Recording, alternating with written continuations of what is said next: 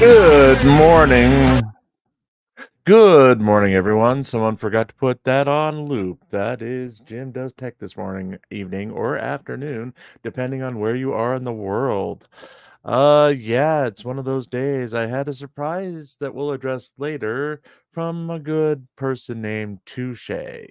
They were saying they were sending us a care package. Oh, they care indeed.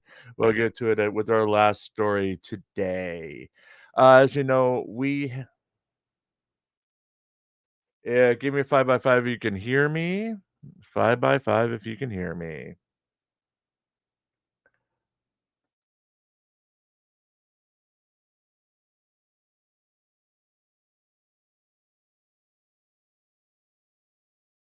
Okay, I'm not Verbo, it's you, not me. Let's get back to this.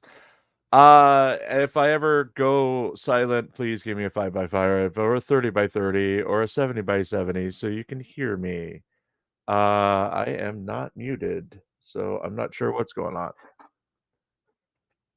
So yes, Rack the Jipper, thank you for the 5 by 5. Let's get back into it. So someone named Touche has been sending me messages saying that they're going to send me a surprise, and the surprise came in today, and we'll get to it at the end. It was a very special surprise that, well, yeah, this is stuff that we can only imagine, folks. As you know, we were off yesterday. The newspaper, at least, was off yesterday. We did a panel instead because my power was out. Or, as Hank likes to put it, my quote unquote power was out. They had to redo a line outside the house. They actually had line trucks going down the hill. It was fascinating that they got the work done in a couple of hours. I've never seen that happen before, especially way out in the country. But that means we have a double load of stories to get through today. So we're going to go a little longer than planned, especially since StreamYard was having so much issues at the start. So we're going to get right into it in a second. The new banner and the song, we're going to go with them as long as I remember to hit loop next time. And yeah, let's get started. Oh, and before I forget, please go to the community tab and please vote in the new poll or yesterday's poll that we are considering a move to 6 p.m. A lot of people have asked for it, so it'd be 6 p.m. Eastern every night instead of 8 p.m. Be a little harder to do on days that the court goes long, but I want to reach as many live viewers as possible. Remember, you can still watch this anytime you want to, but I love having you guys live. Also, what was the other also? Oh, we're halfway to monetization with subscribers. So if you know anybody, and I do mean anybody who would like to subscribe to something like this, please have them subscribe. We're literally at 256 after the out of the 500 needed. We need viewers, so or subscribers. So please send them our way if you know anyone who would be willing to subscribe. We do want to get monetized at some point because this is what I do. Between this and the paper, that's pretty much my whole day. And I would like it if I don't have to throw another job in there. I will if I need to, but if we can get subscribers and we can get monetized, hey, all the better. So let's go to the promo and then we'll start with our first story. Remember, we're doing 2 days worth of stories. So the GoFundMe tracking, we do have 2 stories. I know it's our least popular one, but please stay with me. You'll want to see the end of this episode. So let's go to brand. Let's do our promo and go into that. We do have some brand new promos too. Remember, the promos now feature Spot the Cat instead of Murder Clown. So if you can spot the cat, you get a prize from Shuggy in 1978. Tune in tomorrow morning in our Karen Reed coverage at 8:55 a.m. Eastern to find out how to claim your prize from Shuggy in the year 1978. Yeah, that's right, Shuggy. You're going to get a lot of travel out of this one. So spot the cat, people, and we'll be back with our first story in just 1 minute.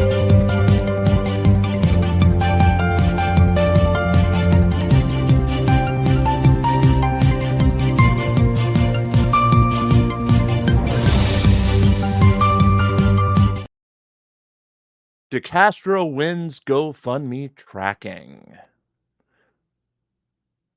In what is truly in what truly is turning into its own dramatic moment, a blogger turned wannabe YouTuber started pulling out the rest of his hair on Wednesday morning as he confronted the numbers for the GoFundMe tracking and proclaimed the winner to be Jose Chili De Castro.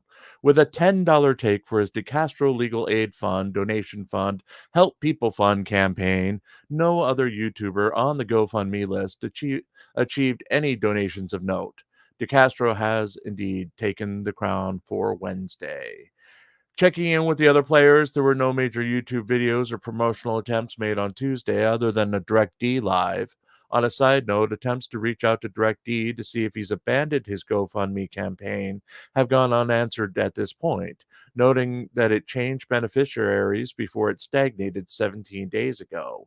Even the mighty Sean Paul Long Island Audits Riaz has faced stagnation, as the funding from yesterday seems to have dried up. There's no real reason for it. He's putting out videos, but his support has failed to materialize into financial gains. As always, we do have a GoFundMe. All proceeds go to keeping the lights on, eating, and writing news stories to feature here on reallycoolsite.org. That's reallycoolsite.org.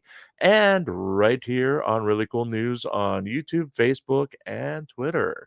We are streaming to all three live right now, so hello to everybody out there. Let's hit our next story with another new promo.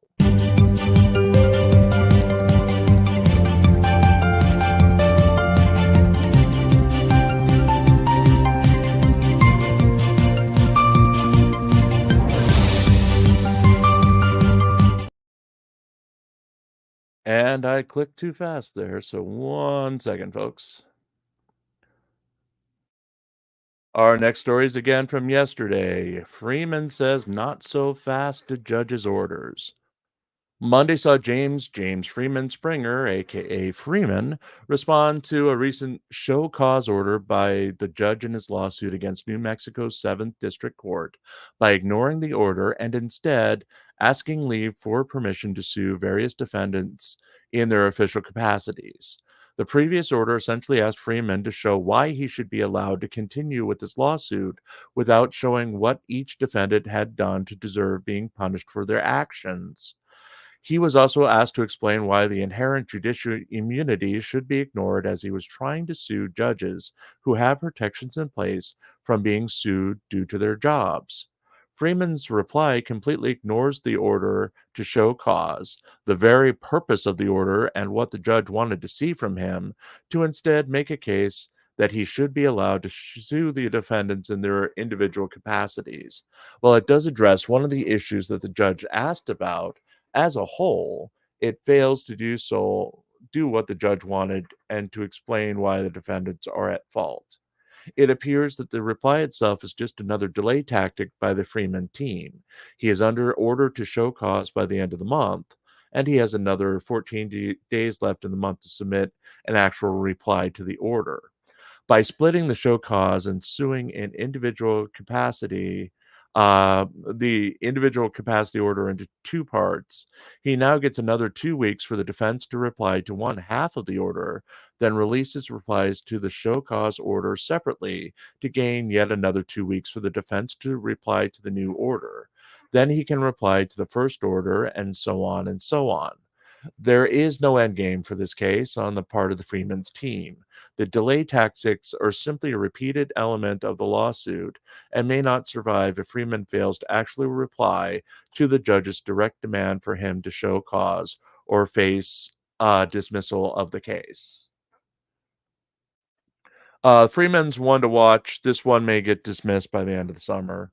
As long as the judge remains pissed at him, he does have until the 30th to actually show cause.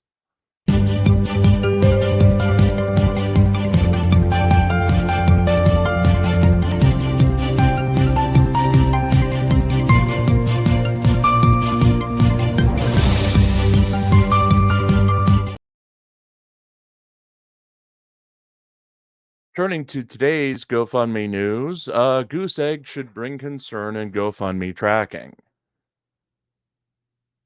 A couple of days ago, I wrote that days of zero gains for all the campaigns we follow should lead to deep concerns within the community about its overall health. With only $10 taken in since Monday, it's certainly time to panic. We've said that Jose Chili de Castro's jailing would be problematic. His daily 3 hour infomercials brought in viewers who drifted away when they weren't presented with their daily fix of de Castro's content.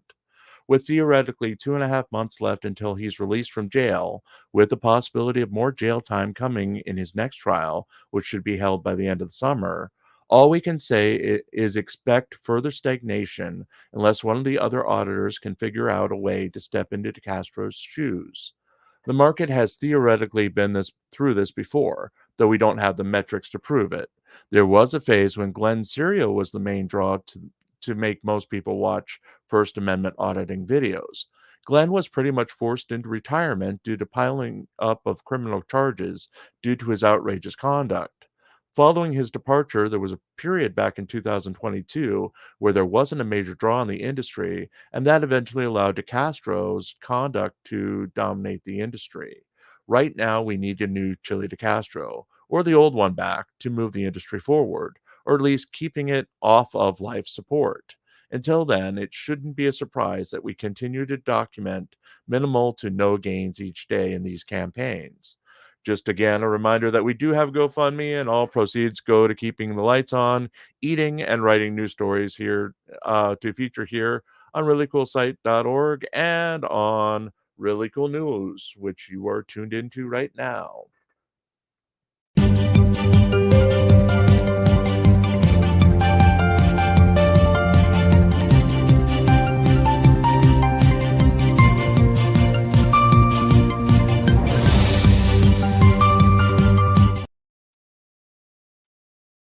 Turtle Boy associate gets protection order.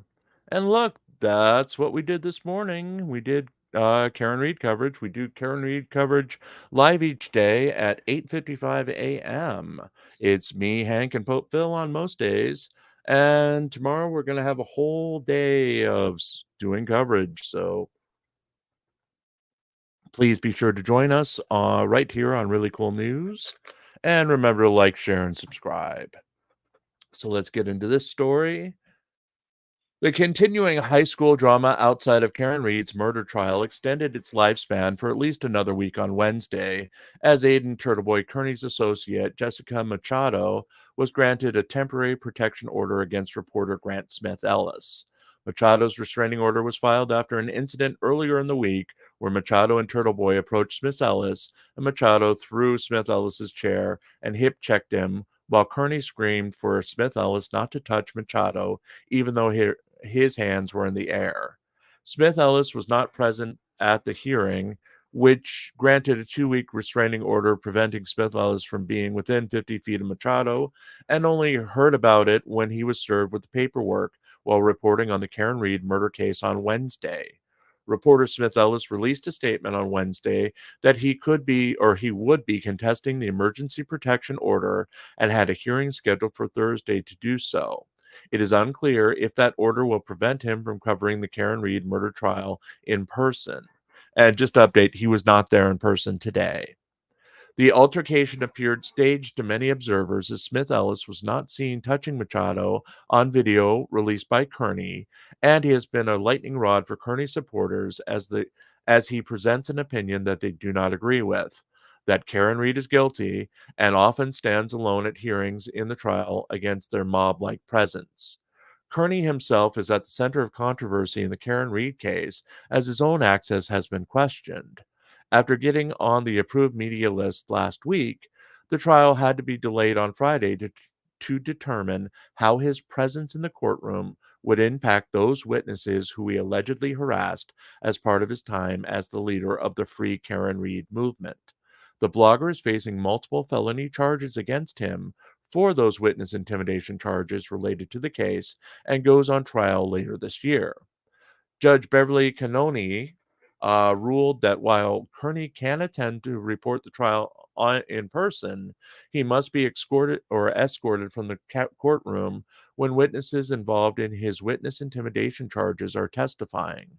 While meant to be protective of the witnesses, it has already led to ugly scenes outside of the courtroom, as Kearney has run into at least one witness while roaming the hallways of the courthouse and has continued to insult and degrade witnesses in his Twitter posts. Machado herself has been reportedly connected to a Twitter account that published descriptions of the jurors earlier in the week. No action has been taken against the account as of press time, but the information about the jury could only have originated from someone in the courtroom. Finally, the cool kid has arrived in the high school drama as YouTuber the DUI guy, Larry Foreman, has now made an appearance in the courtroom as a special guest of Karen Reed. Foreman tweeted his support and admiration for Reed's defense team while chastising the prosecution and said he was looking forward to seeing the jury members in tweets about the case on Wednesday. The ongoing drama is expected to continue in Thursday's hearings in the murder trial.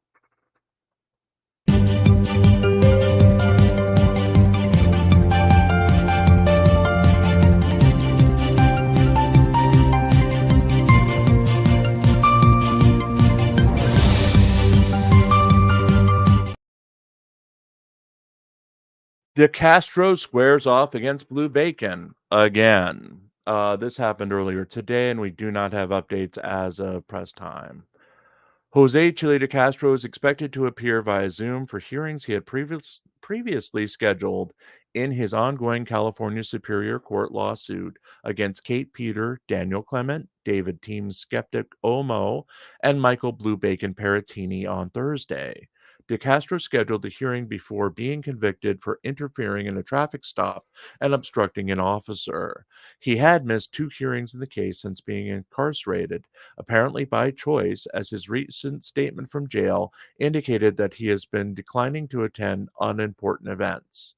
The hearings scheduled for today are for a motion to compel responses to his recent request for production of documents, a hearing on demur without motion to strike, and a hearing on sanctions. All of these hearings De Castro initiated and contain some very important demands for this case. Or as these hearings are ones that he has scheduled himself, it would be likely that he at least attempts to attend the hearings if permitted to do so by the Clark County Detention Center. It is unclear if De Castro has informed the court in this case about his temporary change of address due to his incarceration. While he has been previously ordered by the court to provide his permanent residence in the past, he failed to comply with the judge's orders, and the court seems to be unaware of his current incarceration or current permanent address at this time. If De Castro does no show today, the proceedings will likely be delayed until the next scheduled hearing date in the case, and that's a July 18th event scheduled by Peratini's attorney. Again, we don't have updates on this one as of yet. The court site has not updated with the notes. We'll have an update on this one tomorrow, hopefully. Sometimes it does take overnight or late night for those notes to go through. We've got one final news story, and we'll hit that after the break here.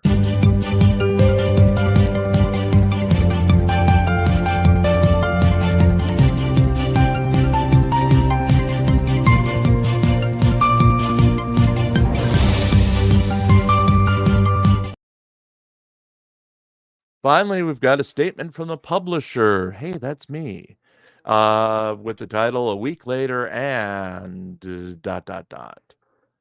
It's been roughly a week since the world changed for the group of us who once worked at that other place. Since the decision has been made to leave, and the decision was made to cooperate with anyone who wanted to investigate the allegations against Daniel Jones, it's literally been a whirlwind.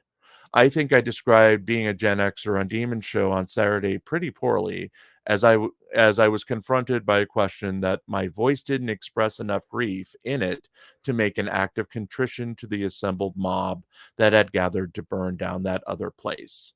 As a Gen Xer, I was born 60 years old. My generation is characterized by the fact that we are all over the world, or we are over the world at birth. We're grumpy, we're wicked funny, we're also nearly completely self reliant. Asking for help hurts, and most of us will do anything to move forward on our own, even if we have broken legs, hearts, or brains, because we're without the strong family ties kids today enjoy. My reaction to grief is not to cry, but to build things. Right now, I'm throwing my everything into building a YouTube channel to pick up the pieces of that other place and to provide those people who are still in shock over the loss of a big portion of their lives, which was 3 to 8 hours a night spent together, and a community structure that will never be recreated.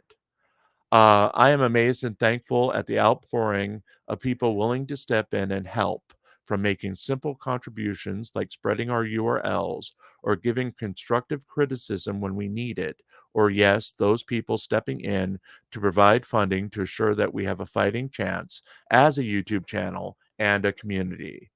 While our numbers are still small, please share our links, and we're going to have to slog to get through to monetization. Again, we're about halfway to 500 subscribers. I know Hank and Phil are in with me for the Karen Reed coverage and some of the panels, and I will continue to do the nightly news regardless of metrics. It's a long haul, folks. We're not going to set the world on fire out the door, but if the world comes, we're going to be ready. Personally, I'm a mess, as you can probably see in my writing tonight. My sleeping patterns are off. I'm not eating as much. I can't get my head back into the paper. I need a fairly stable routine to fall back into the paper each morning. I'm failing badly at it, and starting tonight, I'm just going to have to power through the weirdness and get the issues out again. The world doesn't wait for tears, but it's nice to know that when they come, there are people out there who will pull you forward and help you through it. So I thank you all for that. We'll get through this 1 minute, 1 second, and one day at a time.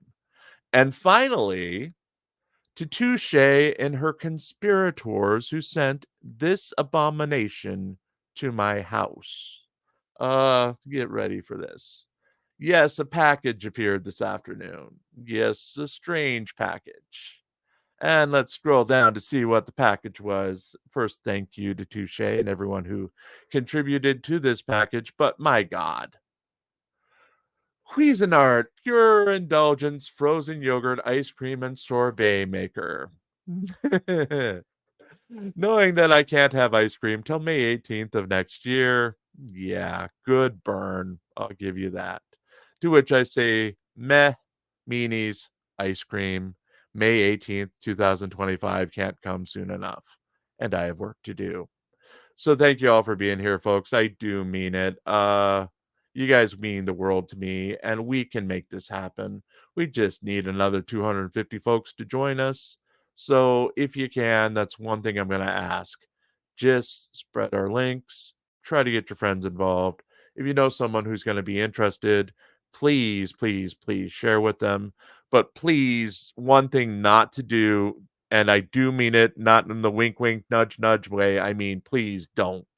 If there are servers where I'm not welcome or I'm a subject where, I'm essentially hated there, don't stick our links there. It only gets me in trouble. So keep to the safe places. Please spread our coverage as far as you can. And we'll be back tomorrow morning at 8:55 a.m. with coverage in the Karen Reed trial. We've got a lot of new stories coming out.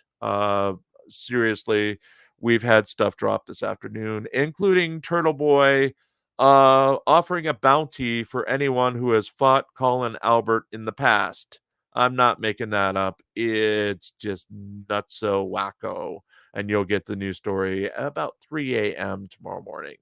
So again, thank you all. Thank you, Touche, and good burn. So we're out of here for the night. Again, thank you for joining us. And let's find the pirate kitties and go to the music and get out of here.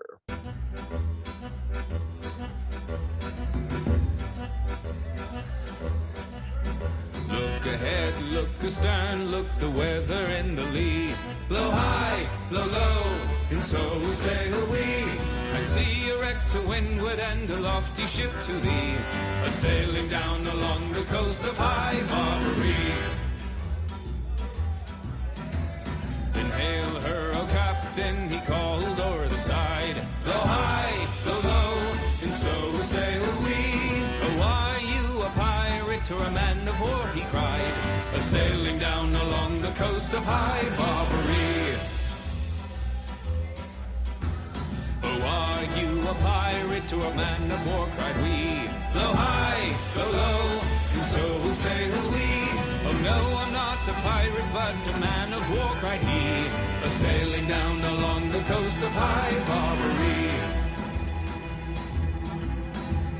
Then back up your topsails and heave your vessel to, blow high, blow low, and so sail we. For we have got some letters to be carried home by you, a-sailing down along the coast of High Barbary.